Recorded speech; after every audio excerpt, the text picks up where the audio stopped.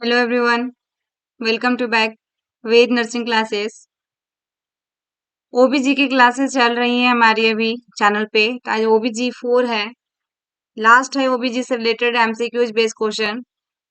इसमें कुछ क्वेश्चन आपका अपकमिंग में जो पूछे जाएंगे वो क्वेश्चन भी लिए गए हैं, मतलब जो प्रीवियस में पूछा गया क्वेश्चन भी लिया गया है। इनमें वेरी वेरी इंपॉर्टेंट क्वेश्चन लिए गए हैं, वन लाइनर क्वेश्चन लिए गए हैं डियर, जो कि आपका एग्जाम के लिए काफी हेल्पफुल और इम्पोर्टेंट रहने वाले हैं। जिनका भी एग्जाम अभी रिसेंट में होने वाले हैं, एम्स नॉर्सेट की तो जून में एग्जाम है, आपकी ग्रुप 5 की भी एग्जाम जून में होने वाली है। एंड हरियाणा में जो स्टाफ नर्स की वैकेंसी आई हुई है उनकी आपका मई में एग्जाम होने वाला है, या फिर अदर स्टेट में किसी भी परमानेंट वैकेंसियां या फिर कॉन्ट्रेक्चुअल वैकेंसियां आ रही हैं तो उन लोग के लिए भी काफी हेल्पफुल और इम्पोर्टेंट होने वाले हैं। जिस स्टूडेंट एम्स नर्सिंग की प्रिपरेशन कर रहे हैं उनका तो एसजीपीजीआई हो, पीजीआई हो या फिर स्टाफ नर्स का परमानेंट वैकेंसी आती है, ये सब में तो सिलेक्शन होना 90% चांसेस हो जाती हैं। तो आइए हम स्टार्ट करते हैं। फर्स्ट क्वेश्चन जो लिया गया है, देखिएगा एक क्वेश्चन आपका 2018 में पूछा हुआ dear. The advantage of breast feeding include the following except. स्तनपान के फायदों में निम्नलिखित को छोड़कर शामिल है। यहाँ पे ये लिया गया है।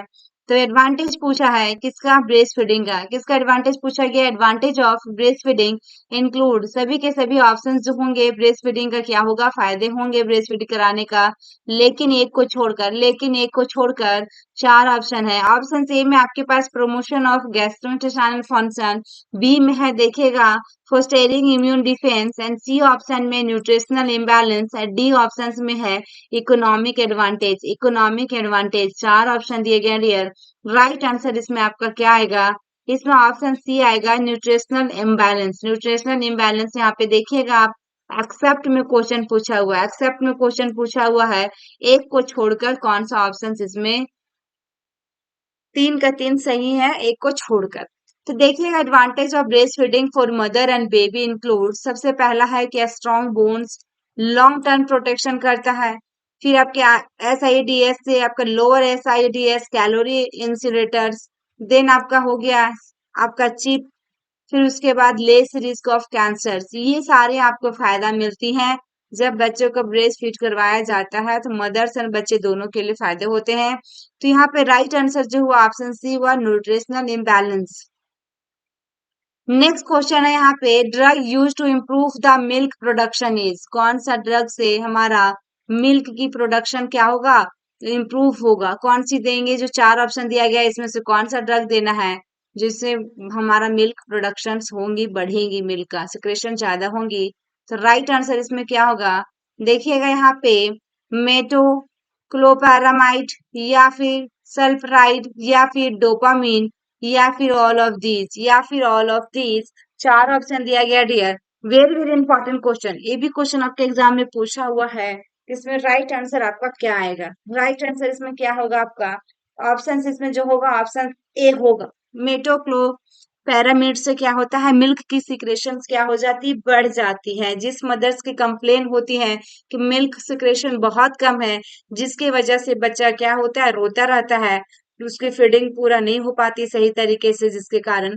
तो यहाँ पे देखिएगा मेटोक्लोपेरामाइड 10 mg जो होता है टीडीएस देते हैं दिन में 3 बार, will improve the milk production by increasing the prolactin level. किसको इंक्रीज करता है, प्रोलैक्टिन हार्मोन को क्या करता है, इंक्रीज करता है। और सल्फराइड जो देख पा रहे हैं ऑप्शन बी में, डोपामिन जो देख रहे हैं सी में, ये भी आपका एंटागोनिस्ट है। Antagonist has also been found effective, ये मतलब कि क्या है, प्रतिपक्षी को भी प्रभावी पाया गया है।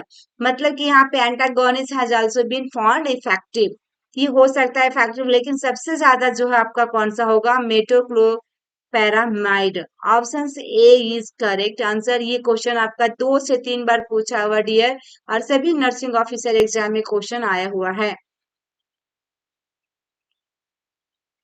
नेक्स्ट क्वेश्चन है, immunoglobulin present in breast milk, स्तन के दूध में मौजूद इम्यूनोग्लोबिन है। आईजीए होगा, आईजीडी होगा, आईजीजी होगा, आईजीएम होगा। चार ऑप्शन दिया गया है, चार ऑप्शन दिया गया है इसमें। इसमें राइट आंसर आपका क्या आएगा, ठीक है, immunoglobulin present in breast milk, breast milk में कौन सी इम्यूनोग्लोबिन पाया जाता है? चार ऑप्शंस में राइट आंसर क्या आएगा इसमें? इसमें जो होगा आपका ऑप्शन ए आएगा, ए इज करेक्ट आंसर, आई जी ए आएगा इसमें करेक्ट आंसर। ठीक है, आईजीए आएगा इसमें।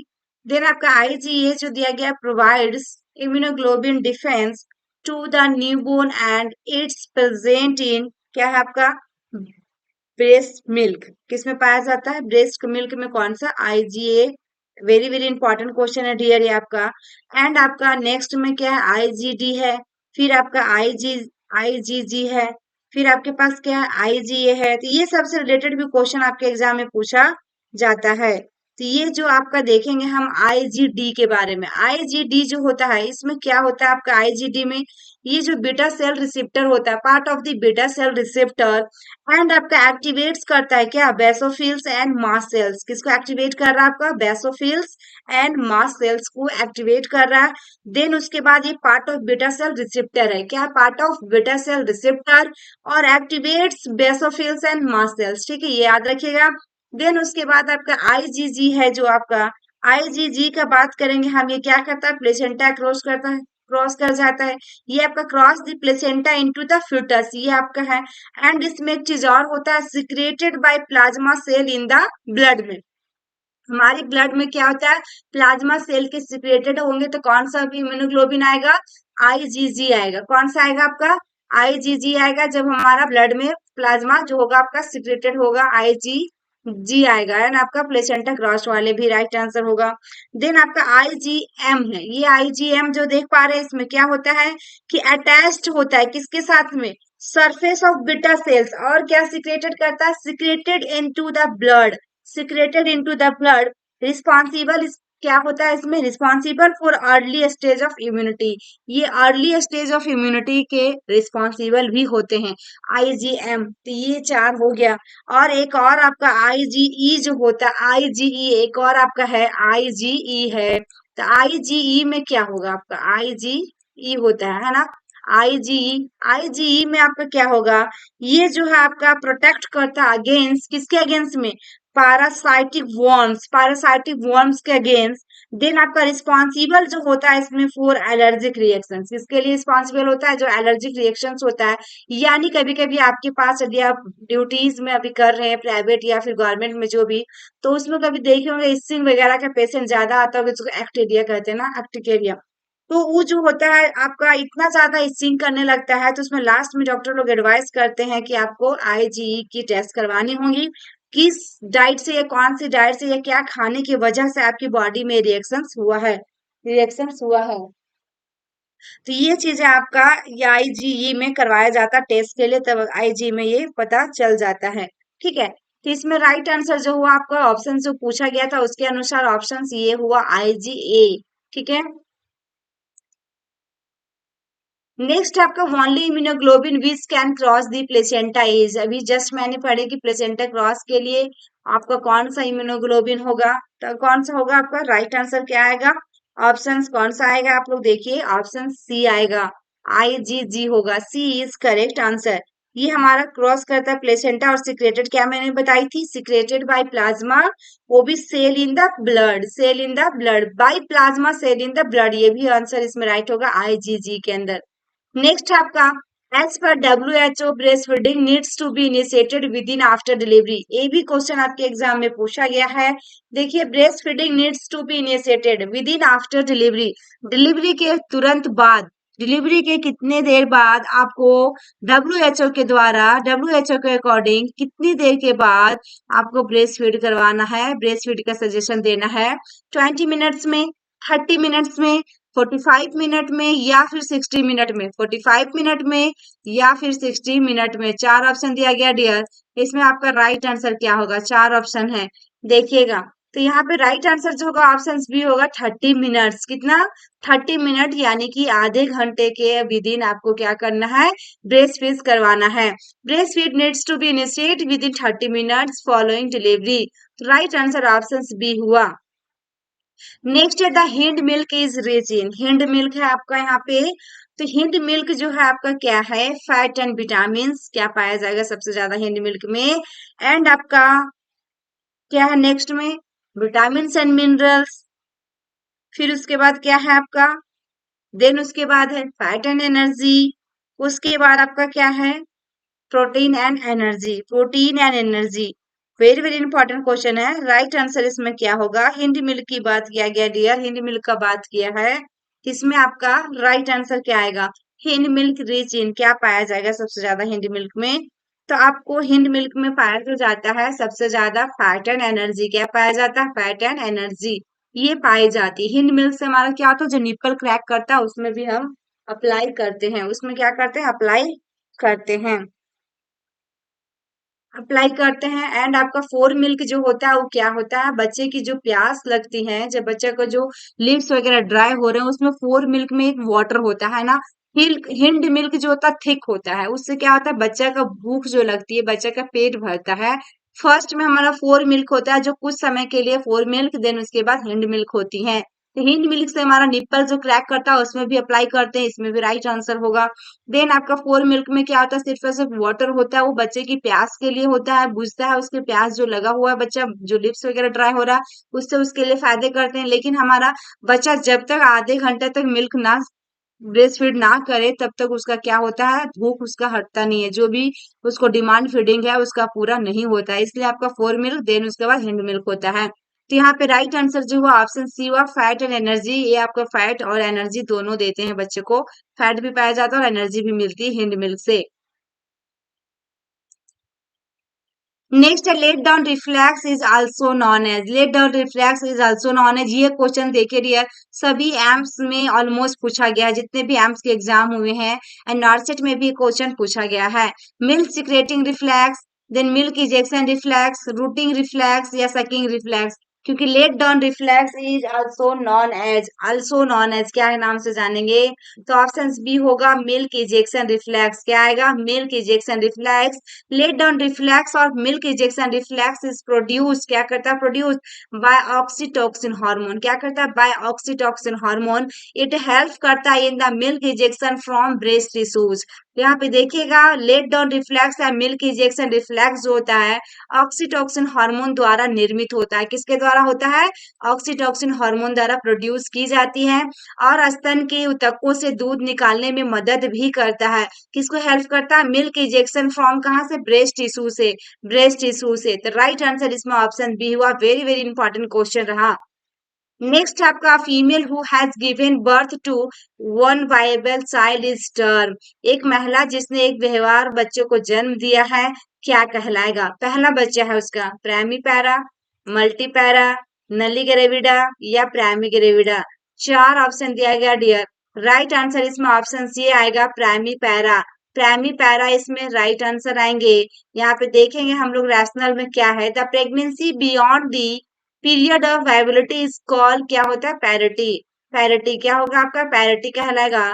देन उसके बाद आपका यहाँ पे देखिएगा a woman who has given birth to one valuable child will be referred as a primipara। आपका राइट आंसर क्या है, वन बच्चे हैं उसके पास, किसमें हम रेफर करेंगे, प्राइमी पैरा में।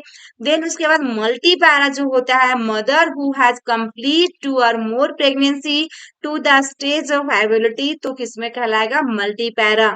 देन प्राइमी ग्रेविडा का मतलब क्या होता है, कि women who has been pregnant है वो for the first time, a gravida did not pregnant a state number of time female has been pregnant, both present and past, irrespective of period of gestation। यानी कि देखिए जो gravida एक गर्भवती अवस्था, गर्भवती होने की संख्या को वर्तमान और अतीत देखिए दोनों को दर्शाता है, क्या करता है, प्रेजेंट एंड पास्ट दोनों के यहाँ लिखा हुआ है, irrespective of periods of gestation, है ना, भले ही गर्भधारण की अवधि कुछ भी हो, लेकिन उसके पास एक भी बच्चा नहीं है और फर्स्ट टाइम वो क्या किया है, कंसीव की है। तो राइट आंसर इसमें क्या होगा आपका, primi gravida. And nulli gravida जो होगा आपका, women who has not now and never been pregnant, एक महिला जो अभी ना तो कभी गर्भवती हुई है और ना ही कभी गर्भवती होगी, तो ये क्या हुई है, ना ही हुई है, तो नली ग्रेविडा के अंदर आपका आएगा। तो वेरी वेरी इंपॉर्टेंट क्वेश्चन रहा डियर। राइट आंसर इसमें जो हुआ आपका प्राइमी पैरा। नेक्स्ट है आ लोकलाइज्ड एडिमा और collection of fluid on the fetal scalp that develops during labour is known as. During labour is known as देखा जाए यहाँ पे क्या है क्वेश्चन में आपका कि प्रसव के दौरान विकसित होने वाले भ्रूण की खोपड़ी पर एक स्थानीय एडिमा या तरल पदार्थ का संग्रह के रूप में जाना जाती है। ए लोकलाइज एडिमा और कलेक्शन ऑफ फ्लूइड क्या है? लोकलाइज एडिमा और collection of fluid on the कहाँ पे fetal skull that develops during labor is known as caput saccharinum, crowning, modeling, cephalohematoma। Please dear आप लोग मेरी वीडियो अच्छी लगी तो लाइक कीजिएगा, शेयर कीजिएगा एंड कमेंट करना ना भूलें। एक कमेंट जरूर करना कि आपको मेरी वीडियो कैसी लगी या फिर मेरे चैनल पे जितने भी वीडियो अपलोड की जा रही है आपके लिए फायदेमंद है या फिर क्या है, या आपको किस टॉपिक पे वीडियो चाहिए या फिर किस कहाँ पे आपको कंफ्यूजन है या जनरल अवेयरनेस से रिलेटेड चाहिए, ये सारे आप कमेंट बॉक्स में कमेंट कर सकते हैं। मैं पूरी कोशिश कर रही हूँ कि आप लोग को ज्यादा से ज्यादा प्रीवियस ईयर के क्वेश्चन पेपर मैं इस चैनल पे सॉल्व करने की पूरी कोशिश करूँ। और एक दिन में डियर देखिए 3 वीडियो मैं अपलोड कर रही हूँ, जो कि मेरे तबीयत भी ठीक नहीं है फिर भी मैं आप लोग के लिए वीडियो 3-3 अपलोड की जा रही हूँ डेली बेसिस पे, ताकि आपका जो भी है प्रीवियस ईयर के क्वेश्चन पेपर सारा कवर हो जाए। लास्ट में मैं एक ही में वीडियो पूरा अपलोड करूंगी, 5-6 घंटा का वीडियो रहेगा, जो कि 2-3 पार्ट में आपको मिलेगा, सारे क्वेश्चन उसमें मिल जाएंगे। देखिए नेक्स्ट डे से जो होगा आपका अभी मेरा यहाँ पे पीडिया हो गया, ओबीजी हो गया, साइकेट्रिक हो गया, सीएचएन भी हो गया, कम्युनिटी हेल्थ नर्सिंग भी इसी चैनल पे सारा हो गया है। एंड हम आपका जो बच गया आपका मेडिकल सर्जिकल बच गया एंड आपका एनाटॉमी एंड फिजियोलॉजी दोनों को साथ में लेकर चलेंगे। जितने भी प्रीवियस ईयर पेपर पूछा है दोनों सब्जेक्ट में आपका वो सारा नेक्स्ट डे से आपको मिलेंगी या फिर आज से ही मिलेगा नेक्स्ट पार्ट से। देखिए ऑप्शन ये इसमें राइट आंसर होगा dear caput succedaneum, caput succedaneum, ठीक है ना। Option C is correct answer. Caput succedaneum is a neonatal condition involving या देखिएगा सेरो सैंगुइनस सबसेक देखिए subcutaneous extra periosteal fluid collection with poorly defined margin, यानी कि एक नवजात स्थिति है जिसमें खराब परिभाषित मार्जिन के साथ यहाँ पे देखिएगा पुअरली डिफाइंड मार्जिन एक सेरोनेंगिनस उपचर्म अतिरिक्त पीरियोस्टियल द्रव संग्रह शामिल है। क्या है यहाँ पे देखिएगा पेरियोस्टल फ्लूइड कलेक्शन होता है with poorly defined margin, extra periosteal fluid collect हो जाती है। तो ये जो होता है कैपूट ससीडेनम डियर कुछ दिनों में फ्यू डेज में क्या होता है वो अपने आप रिजॉल्व हो जाता है, ठीक हो जाता है, कोई प्रॉब्लम नहीं आती है। Caput succedaneum present as a scalp swelling that extend across the mid line and over the suture line, किसको अक्रॉस कर रहा है? Mid line and over the suture line. ये जरूर देखिएगा डियर क्या है इसमें यहाँ पे mid line and over the suture line, ये चीजें हैं आपका दिया गया है। देन उसके बाद and is associated with head modelling, it usually resolve over the first few days, यानी कि कुछ ही दिनों में क्या होता है ये अपने आप ठीक हो जाता है। ये क्यों होता है? क्योंकि डिलीवरी होने का टाइम आती है, लेबर पेशेंट आते हैं जो उनमें बहुत देर तक पेन को जो महसूस करें, डिलीवरी तुरंत नहीं हो पा रहा है, टाइम लग जा रहा है, उसके वजह से बच्चा का जो माथा कभी कभी देखेंगे लंबा भी हो जाता है हेड उसकी और स्वेलिंग हो जाती है, उसे हम क्या कहते हैं? कैपूट ससीडेनम।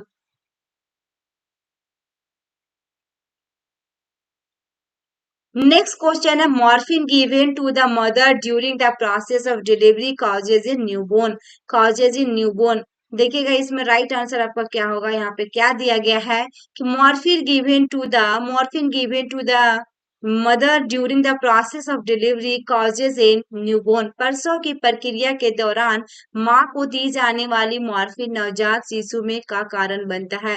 नवजात शिशु में क्या कारण बनता है?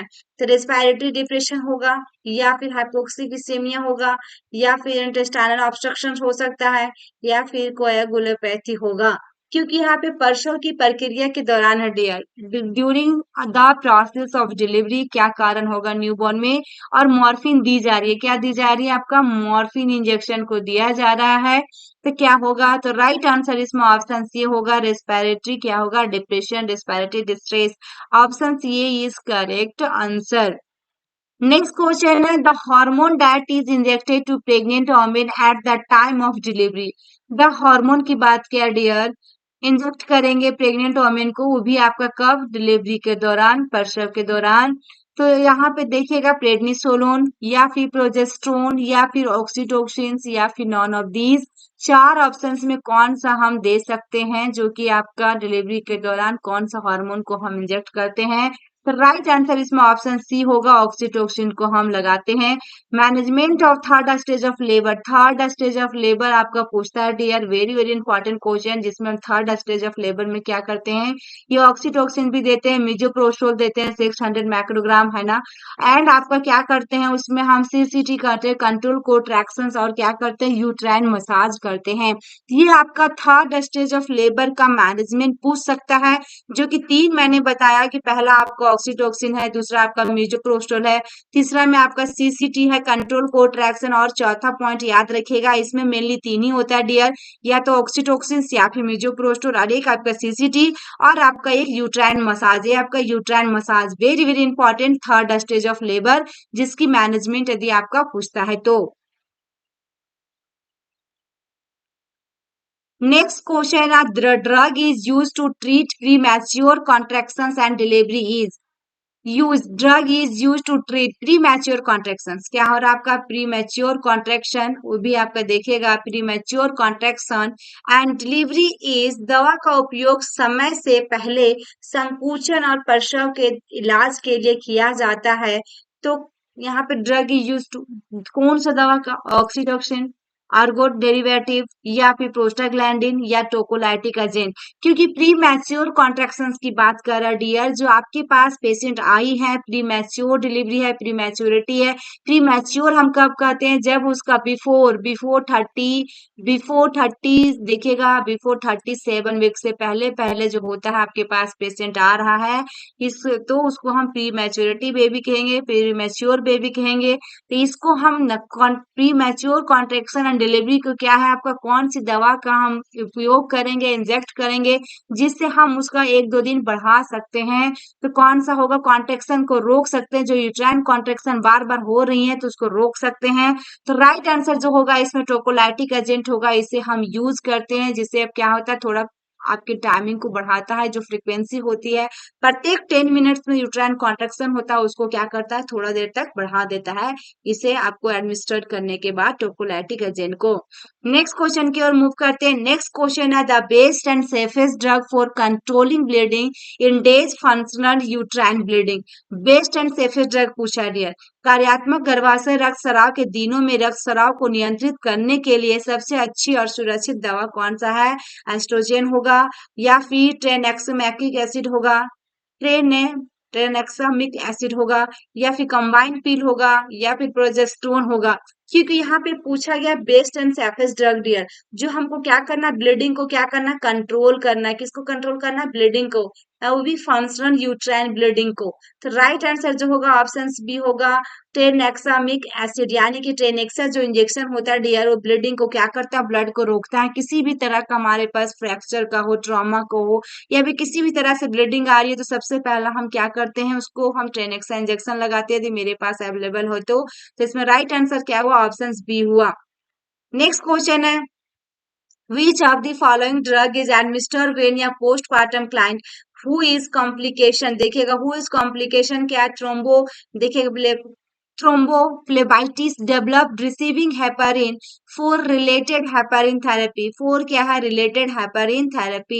यहाँ पे देखिएगा निम्नलिखित में से कौन सी दवा दी जाती है जब एक प्रसवोत्तर क्लाइंट जो थ्रोम्बोफ्लेबाइटिस की जटिलताओं से संबंधित हेपारिन चिकित्सा के लिए हेपारिन प्राप्त करता है। तो इसमें क्या हुआ आपका, पहले से ही आंसर शो हो गया डियर, प्रोटामिन सल्फेट। क्या है इसमें राइट आंसर होगा आपका, protamine sulphate, C is correct answer आएगा।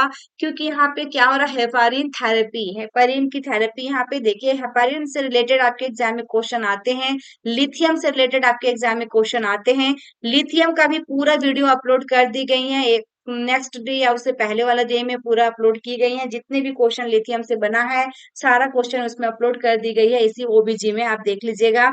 देन आपका नेक्स्ट में क्या है, उसके बाद एस्पिरिन है। 4 ऑप्शन दिया गया है इसमें देखिएगा, तो इसमें राइट आंसर आपका क्या होगा? Protamine sulphate. Protamine sulphate is a heparin antagonist. क्या हेपेरिन एंटागोनिस्ट? ये जो होता है एक हेपेरिन का विरोधी है। क्या है आपका एंटागोनिस्ट? क्या है हेपेरिन एंटागोनिस्ट? ये प्रोटामिन का एक विरोधी है। इट इज एडमिनिस्टर इंट्रावेनस करते to counter the bleeding complication precipitated by heparin overdose. यानी कि हेपेरिन की ओवरडोज द्वारा उपजी रक्तस्राव जटिलताओं के मुकाबला करने के लिए इसे अंतःशिरा में प्रशासित किया जाता है।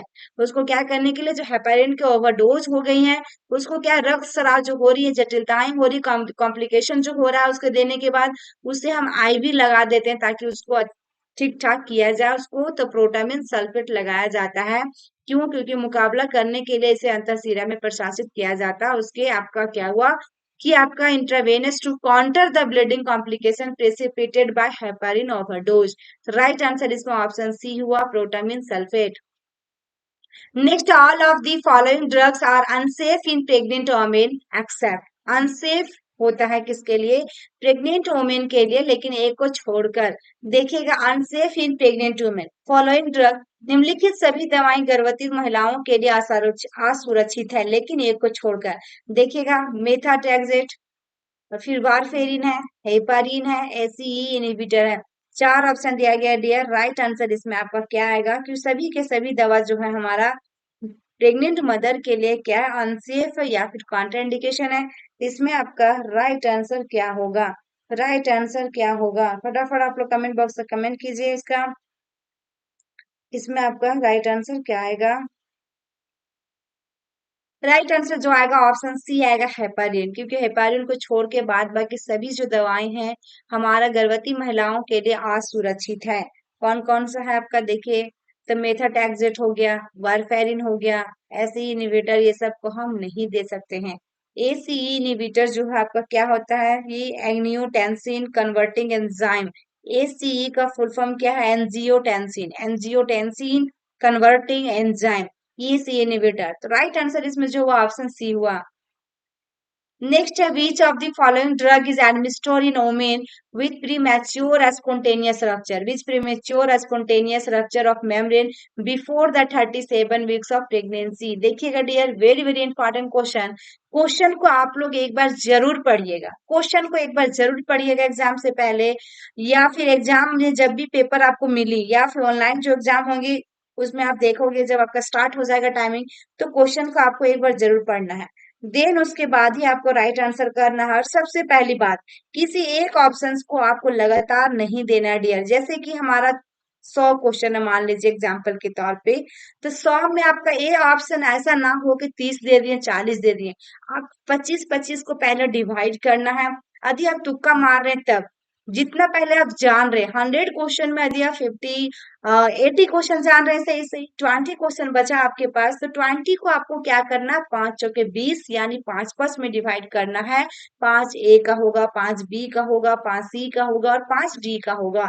इससे क्या होगा कि आपका जो इम्बैलेंस होगा, जो नेगेटिव मार्क्स वगैरह रहेगा, वो आपको कवर कर लेगा डियर। तो जब भी तुक्का मारे तो ऐसा ही करें, ऐसा ना हो कि एक ही ऑप्शन बार बार को आप रिपीट करें, ताकि आपका और जो आने वाला नंबर होगा नेगेटिव मार्क्स के चलते और कट जाए।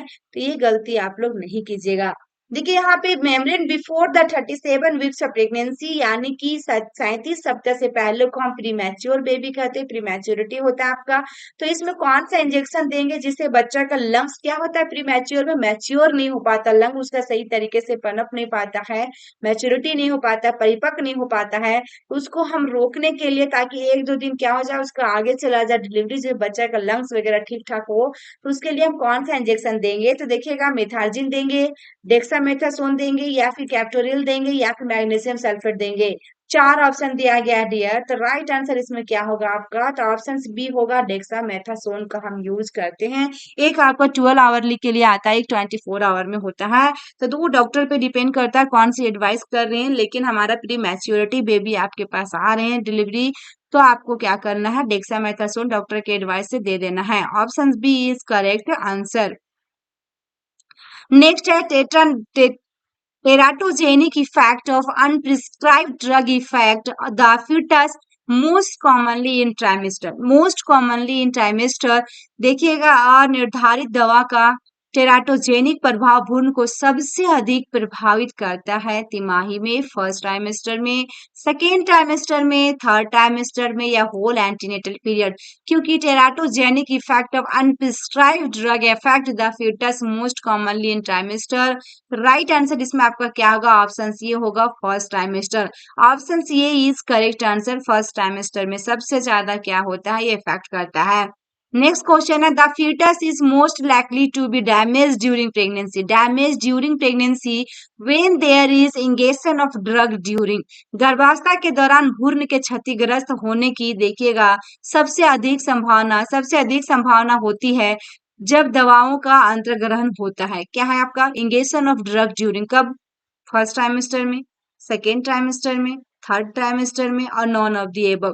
क्योंकि यहाँ पे बता रहा है कि most likely to be damage during pregnancy there is injection of drug during. Right answer इसमें क्या होगा डियर? ऑप्शन सी ये आएगा। फर्स्ट ट्राइमेस्टर में ज्यादा चांसेस होते हैं यदि अलग अलग कोई मेडिसिन आप ले रहे हैं आप बिना डॉक्टर के एडवाइस से, तो सबसे ज्यादा जो चांसेस होता है आपका फर्स्ट ट्राइमेस्टर में होता है। नेक्स्ट क्वेश्चन की ओर मूव करते हैं। नेक्स्ट क्वेश्चन जो management of mastitis includes mastitis inflammation of the mastitis, ठीक है ना?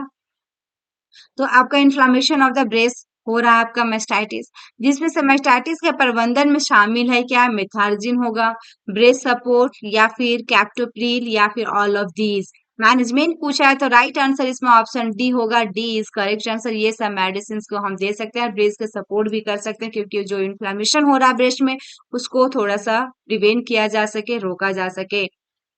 Next question, how much amount of elemental iron contain by 1 tablet of ferrous sulphate. Ferrous sulphate की एक गोली में कितनी मात्रा में एलिमेंटल आयरन होता है? एलिमेंटल आयरन होता है।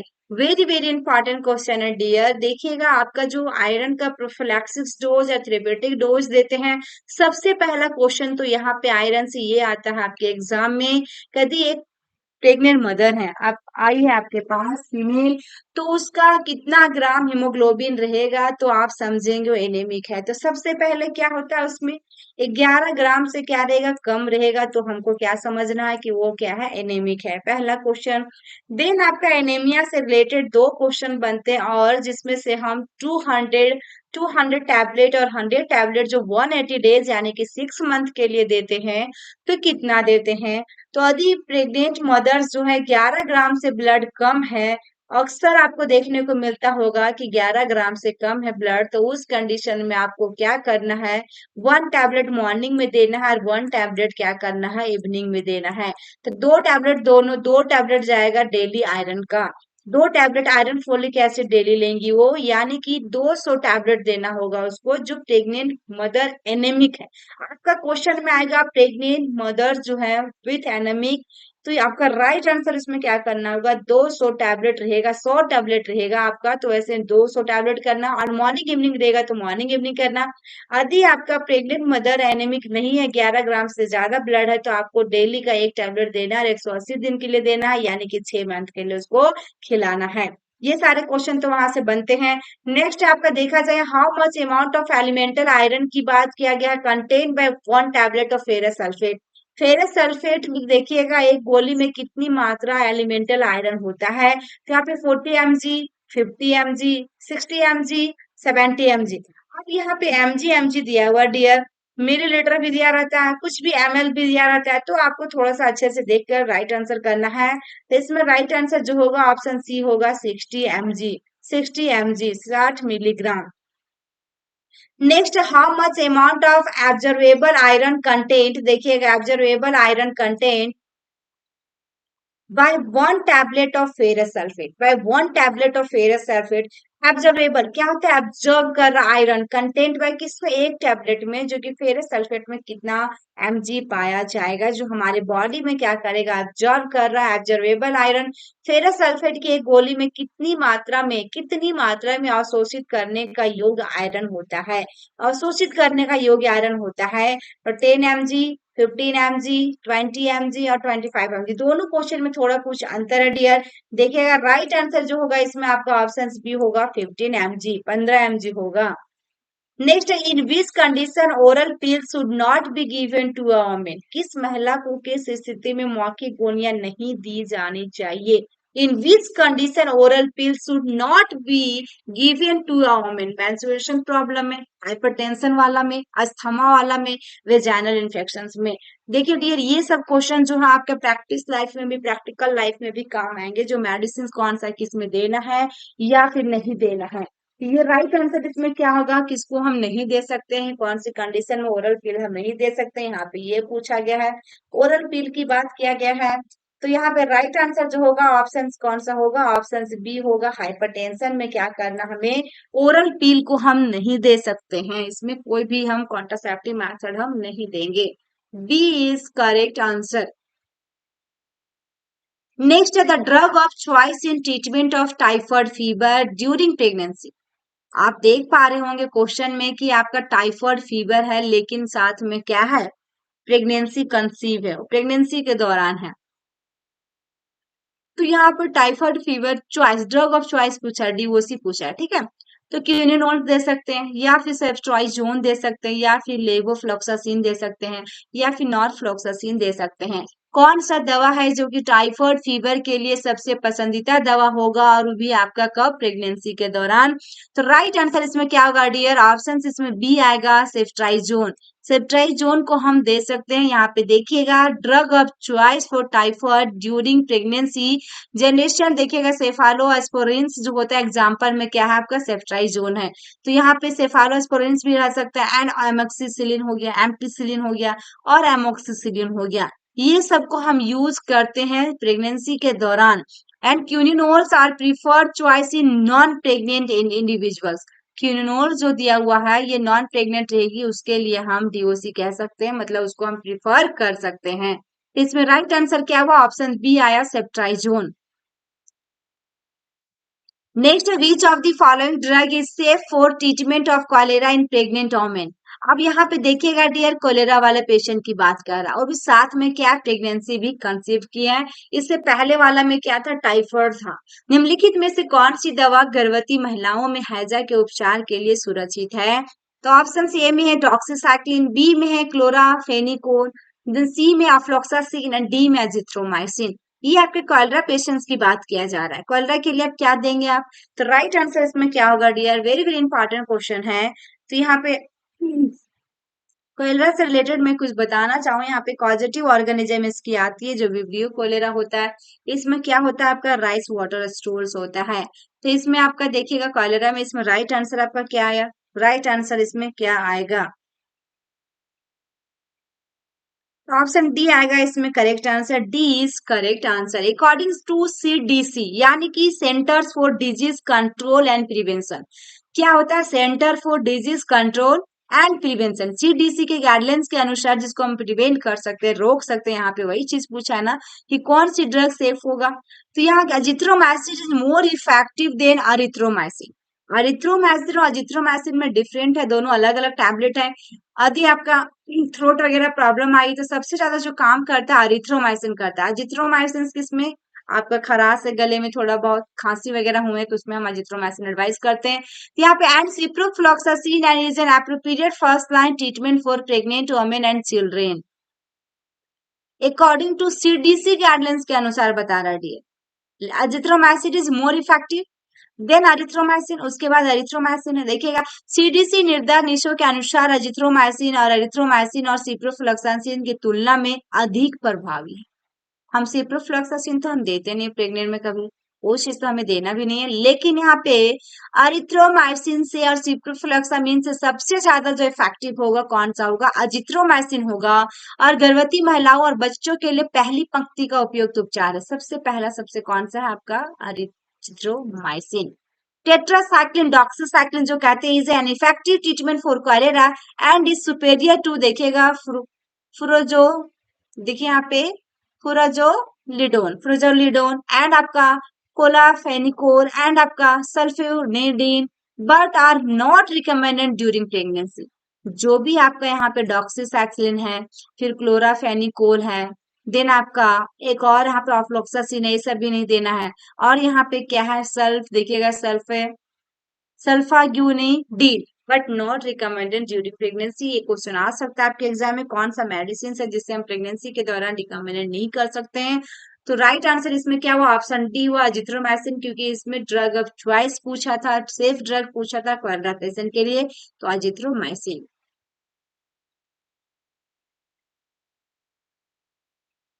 नेक्स्ट क्वेश्चन है, nurse is caring for 16 years old pregnant client. क्या कर रही है, एक नर्स है 16 साल के, क्या है ये आपका 16 साल की एडोलसेंस एज ग्रुप है आपका ये।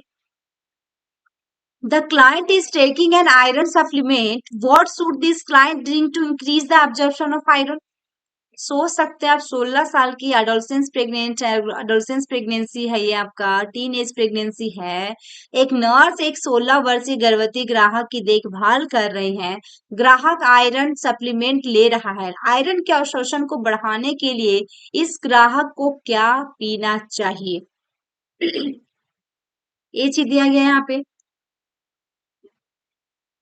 तो हॉट कॉफी है यहाँ पे, ठीक है ना, हॉट कॉफी। देन आपका यहाँ पे a glass of milk, and next में ग्लास ऑफ ऑरेंज जूस, या फिर आपका एंटासिड सॉल्यूशन, या फिर आपका एंटासिड सॉल्यूशन। यहाँ पे देखिएगा हॉप जो दिखा हुआ है यहाँ ग्लास होगा dear, glass of hot coffee, ठीक है ना, एक गिलास हॉट कॉफी लेना उसको, glass of hot coffee, glass of milk, glass of orange juice, या एंटासिड सॉल्यूशन। इसके साथ वो आयरन की टैबलेट लेंगी ताकि उनको सबसे ज्यादा आयरन की ऑब्जर्प्शन बॉडी में मिल सके। तो राइट आंसर इसमें क्या होगा डियर, ऑप्शन सी आएगा, ग्लास ऑफ ऑरेंज जूस, यानी कि सिट्रस फ्रूट के साथ उसे क्या करना है, आयरन की टैबलेट को लेना है। तो यहाँ पे देखा जाए, orange is good sources of vitamin C and help and absorption of iron. किसमें मदद करता है, आयरन को अब्जॉर्व करने में मदद भी करता है। नेक्स्ट है, which among the following is correct regarding iron supplementation. Iron पूरकता के संबंध में निम्नलिखित में से कौन सा सही है? करेक्ट रिगार्डिंग पूछा, correct regarding iron supplementation, iron supplementation. Take it along with milk, या फिर take it along with lemon juice, या take it along with water, या फिर take it after having food.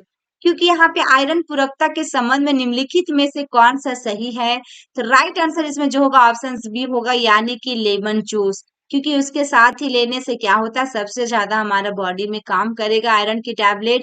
और किसके साथ आपको नहीं लेना, चाय, कॉफी, दूध, ये सब के साथ हम आयरन की टैबलेट को एडवाइस नहीं करते हैं। और इसमें आपका थोड़ा बहुत साइड इफेक्ट होते हैं, जैसे नोजिया हो गया, वोमिटिंग हो गई, थोड़ा हेडेक हो सकता है, या फिर ब्लैक स्टूल हो सकता है, ये सब कंप्लेन आपके पास आएंगे, तो ये नॉर्मल है, ठीक है। यहाँ पे देखा जाए, acidic environment promotes iron absorption, then lemon juice provide acidic medium which promotes absorption of drug, orange juice can be also taken.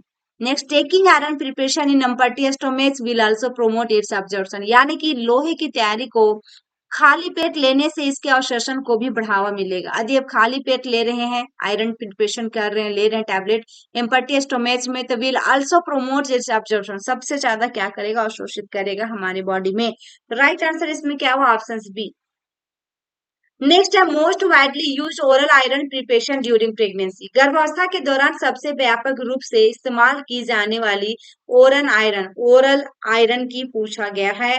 तो ferrous gluconate, ferrous sulphate, ferrous fumarate, ferrous succinate, चार option दिया गया dear. Most widely used oral iron preparation during pregnancy, right answer इसमें क्या है, option B होगा, ferrous कौन सा है, सल्फेट। फेरस सल्फेट के बारे में भी मैंने 2 क्वेश्चन पहले ही हम लोग देख चुके हैं इसी वीडियो में, जो कि कितना mg लेना है। नेक्स्ट आपका, most widely use iron preparation is ferrous sulphate rotation, it contains 200 mg। क्या 200 mg ferrous sulphate which contain 16 mg elementary, क्या रहता है उसमें, 60 mg कौन सा रहता है, एलिमेंट्री आयरन रहता है, और आपका 200 mg क्या रहता है, फेरस सल्फेट रहता है। ये भी क्वेश्चन आपका एग्जाम में पूछा जा सकता है कि 200 mg आपका फेरस सल्फेट एंड आपका 60 mg क्या है, एलिमेंट्री आयरन रहेगा। Next question, injection TT is given to pregnant women to prevent. गर्भवती महिला को टीटी का इंजेक्शन निम्नलिखित से बचने के लिए दिया जाता है। किससे बचने के लिए दिया जाता है, typhoid, maternal tetanus, neonatal tetanus, या both B and C, both B and C. क्योंकि टीटी का इंजेक्शन हम कब देते हैं, अब टीडी देते हैं, कहीं कहीं टीडी पड़ने लगा है, यानी कि टेटनस डिप्थीरिया का इंजेक्शन पड़ने लगा है। टी ऐसे रहता है और डी ऐसा लिखा रहता है, टीडी जो हमारे स्टेट में भी टीडी ही पड़ रहा है हमारे यहाँ। तो यहाँ पे देखिएगा टीडी, टीडी अभी सभी स्टेट में शायद नहीं पड़ रहा होगा, टीडी भी पड़ रहा होगा अभी कहीं कहीं। तो आपका टीडी जो टेटनस टॉक्साइड और टीडी जो है टेटनस डिप्थीरिया, तो इसमें से हम क्यों देते हैं? ऑप्शन डी हुआ इसमें करेक्ट आंसर, यानी कि मैटरनल टेटनस से बचने के लिए और आपका न्यूनेटल को भी टेटनस से बचाने के लिए दी जाती है। तो बोथ बी एंड सी होगा। To prevent them and their neonates from tetanus dependents upon previous tetanus vaccination to mother. वो मतलब कि देखिए 3 साल से पहले यदि बच्चा हो रहा है तो आपको क्या करना, उसकी काउंसलिंग करनी है कि प्रेगनेंसी जो कंसीव की है वो कितना दिनों के बाद की है, क्या है। तो 3 साल से पहले यदि बच्चा होता है तो हम एक ही इंजेक्शन देते हैं उसको, और 3 साल के बाद हो गया, जैसे ही 3 साल कंप्लीट हुआ, 3 इयर्स कंप्लीटेड, तो हमें क्या करेंगे, 2 टीटी का डोज हम लगाते हैं। और डोज जो आप चेंज कर दिया, पहले था कि 4 या 5 महीना में या फिर 3 या 4 महीना में, अभी है कि आपका एज सुन एज पॉसिबल, जैसे ही पता चल रहा है फर्स्ट डोज लगवाना है टीटी का, and second dose after 4 weeks, यानी 4 वीक्स अपार्ट, 4 सप्ताह के बाद यानी 1 महीना के बाद, तुरंत जैसे ही कंप्लीट हो रहा है सेकेंड डोज दे देना चाहिए। राइट आंसर इसमें ऑप्शन डी हुआ।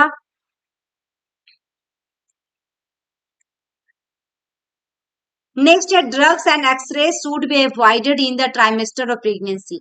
गर्भावस्था के तिमाही में दवाओं और एक्सरे से बचना चाहिए।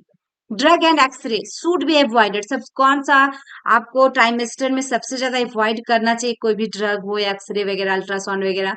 तो सेकेंड ट्राइमेस्टर में, फर्स्ट ट्राइमेस्टर में, या थर्ड ट्राइमेस्टर में, या फिर नॉन ऑफ दी एबव? तो राइट आंसर इसमें क्या होगा डियर, ऑप्शन बी होगा। फर्स्ट ट्राइमेस्टर में आपको क्या करना, बचना चाहिए, कोई भी ड्रग हो या फिर एक्सरे वगैरह ज्यादा नहीं करवानी चाहिए फर्स्ट ट्राइमेस्टर में। नेक्स्ट क्वेश्चन है partograph was first devised by. Partograph से रिलेटेड क्वेश्चन आते हैं डियर। पार्टोग्राफ क्या है? पार्टोग्राफ में हम भरते हैं ना मैटरनल और फीटस की कंडीशंस की, जब उसकी क्या होता है, हमारा सर्वाइकल की डायलिटेशन, सर्वाइकल डायलिटेशन कितना होना चाहिए? सर्वाइकल डायलिटेशन जब हमारा 4 सेंटीमीटर हो जाती है, 4 सेंटीमीटर हो जाती है, तो हम क्या करते हैं, उसका फिल करना स्टार्ट करते हैं पार्टोग्राफ को। ये भी क्वेश्चन आपके एग्जाम में पूछा हुआ कि कब से हम फिल करना स्टार्ट करेंगे। तो जब हमारा सर्वाइकल डायलिटेशन 4 सेंटीमीटर हो गई देन हम भरेंगे। और इसमें आपका एक एक्शन लाइन और एक अलर्ट लाइन और एक्शन लाइन होता है। यदि अलर्ट लाइन से आगे जा रहा है तो एक्शन लाइन की ओर, तो हम उस कंडीशन में क्या करते हैं कि ये आपकी सीजर वगैरह होंगे, आपके नॉर्मल डिलीवरी नहीं होंगी। यदि एक्शन लाइन तक जब तक है तब तक हम अलर्ट लाइन और एक्शन लाइन, है ना। तो एक्शन में जब तक है आपको क्या करना है, आपको नॉर्मल डिलीवरी की चांस होना है, क्योंकि प्रत्येक 4 घंटा में जब हम पीबी करेंगे तो उसमें क्या होता है, आपका सेंटीमीटर बढ़ता जाएगा। कभी कभी ऐसा होता है कि कोई पेशेंट आपके पास आई, पीबी किए तो 4 सेंटीमीटर उसका हुआ है, आई है पेशेंट आपके पास 4 का 4 ही रह गया है, तो आपका क्या हुआ, उसका नॉर्मल डिलीवरी होने के चांसेस नहीं है। तो यहाँ पे पूछा गया कि partograph was first device by, partograph सबसे पहले किसके द्वारा तैयार किया गया था? तो फ्रेंडमैन के द्वारा, एल मुदारियर के द्वारा, या फिर सीरो डकर के द्वारा, देखिएगा सीरो डकर के द्वारा, या फिर विलियम शो के द्वारा। क्योंकि यहाँ पे पार्टोग्राफ आने के बाद अच्छा ही हुआ होगा, क्योंकि उसमें action line, alert line, zone 1, zone 2, zone 3, बहुत सारा इसमें थ्योरी है। तो इसमें राइट आंसर क्या है, ऑप्शन सी होगा, फ्रेडमैन के द्वारा। किनके द्वारा? फ्रेडमैन के द्वारा। यहाँ पे देखिएगा the partograph was design by Friedman in 1954। कब? 1954, 1954। एंड फर्दर इम्प्रूव किया जो Philpott and Castle who introduce the alert and action line. क्या किया था इन्होंने, क्या किया था फ्रेडमैन? पहले तो पार्टोग्राफ को इन्होंने एक तैयार किया, एक इन्होंने लगा उनको कि डिलीवरी के दौरान एक पार्टोग्राफ भरना चाहिए, एक पेपर में होना चाहिए, जो कि कैसा कैसा इंप्रूव कर रहा है उसकी सर्वाइकल डायलिटेशन। तो वो चीज को उन्होंने तैयार किया। लेकिन उसके बाद थोड़ा दिनों के बाद क्या किया, फिर से आपका फिलोप एंड कैस्टल जो आपका है, इन्होंने इंट्रोड्यूस किया अलर्ट लाइन और एक्शन लाइन। क्या अलर्ट लाइन और एक्शन लाइन, यानी कि अलर्ट लाइन तक रहेगा तो डिलीवरी हो सकता है, एक्शन में जैसे चला गया, राइट साइड जैसे चला गया तो आपका सीजर होगा। To facilitate intervention during labour, इसको इसी में जब आप पार्टोग्राफ भरेंगे, इसी में आपको पता चल जाता है कि पेशेंट का नॉर्मल डिलीवरी होगा या फिर एलएससीएस होगा। तो राइट आंसर जो हुआ इसमें आपका तो ऑप्शन सी हुआ। लेकिन आपका यदि पूछा जाए कि आपका पार्टोग्राफ जो है, देखिए यहाँ पे दिया गया है, फिलॉफ्ट और कैसल द्वारा इसमें और सुधार किया गया था, जिन्होंने सर्म के दौरान हस्तक्षेप को सुविधाजनक बनाने के लिए चेतावनी और कार्रवाई की शुरुआत की थी। तो यहाँ पे वही चीज है, यदि पूछता है आपका अलर्ट लाइन और एक्शन लाइन किनके द्वारा स्टार्ट किया गया, तो आपका क्या है, कैस्टल एंड फिलॉफ्ट एंड कैस्टल। ठीक है, तो ये हुआ आपका राइट आंसर ऑप्शन सी, क्योंकि यहाँ पे सिर्फ और सिर्फ पार्टोग्राफ के बारे में पूछा गया है। तो ये थी हमारी आज की क्वेश्चन, जो कि वेरी वेरी इंपॉर्टेंट क्वेश्चन लिए गए थे डियर। ये हमारा ओबीसी एंड हो गई आज। मैं नेक्स्ट पार्ट जो भी होगा, नेक्स्ट वीडियो अपलोड होंगी, आज हो या कल हो, तो आपका मेडिकल सर्जिकल सब्जेक्ट से मिलेगा, एनाटॉमी एंड फिजियोलॉजी से मिलेगा, 2 सब्जेक्ट बच गए हैं।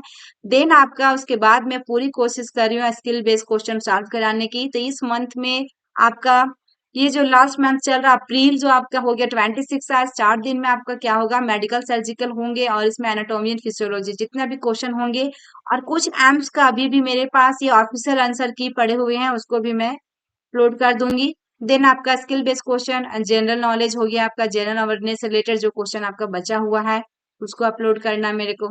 आई होप कि मेरी वीडियो आपको अच्छी लगी हो, तो लाइक जरूर कीजिएगा डियर। एंड आपको जब अच्छा लगा, जब फिर अच्छी लग रही हो, मेरे चैनल पे विजिट किए आप, मेरे ऑडियंस आप देख रहे हैं मेरी वीडियो को, तो कमेंट करना ना भूले, कमेंट जरूर करें। And thank you for watching my video.